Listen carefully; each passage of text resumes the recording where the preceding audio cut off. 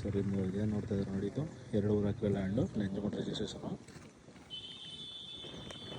ಅಷ್ಟು ಬೇಲಿ ಕಾಣಿಸ್ತಾ ಇದೆಯಲ್ಲ, ಅಲ್ಲಿವರೆಗೂ ಬರುತ್ತೆ ಸರ್. ಇದು ಟೋಟಲಿ 2 ಎಕರೆ 21 ಗುಂಟೆ ಇದೆ.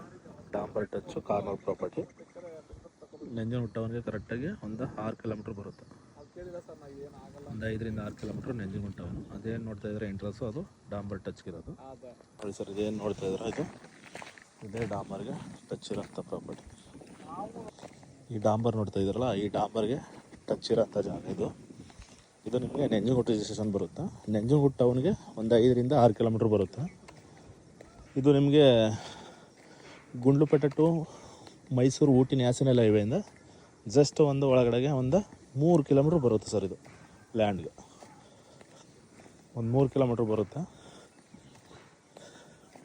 ಇದು ಬಂದು ನಿಮಗೆ ನಂಜನಗೂಡಿಗೆ ಒಂದು 6ರಿಂದ 7 ಕಿಲೋಮೀಟ್ರ್ ನಂಜನಗೂಡು ಬರುತ್ತೆ.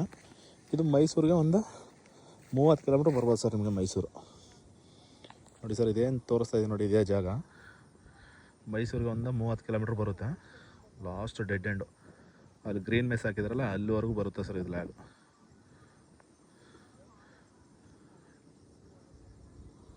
ನೋಡಿ ಸರ್, ಇದೇನು ನೋಡ್ತಾ ಇದ್ದಾರೆ, ಇದು ನಂಜನಗೂಡು ಟೌನು ಸರ್. ಈ ಟೌನ್ಗೆ ಕರೆಕ್ಟಾಗಿ ನಿಮಗೆ ಒಂದು 5ರಿಂದ 6 ಕಿಲೋಮೀಟ್ರ್ ಬರುತ್ತೆ ಲ್ಯಾಂಡ್ಗೆ. ಡಾಂಬರು ಟಚ್ಗಿರೋದು ಇದೇ ನಿಮಗೆ ನಂಜನಗೂಡು ಟೌನ್ ಬರುತ್ತೆ.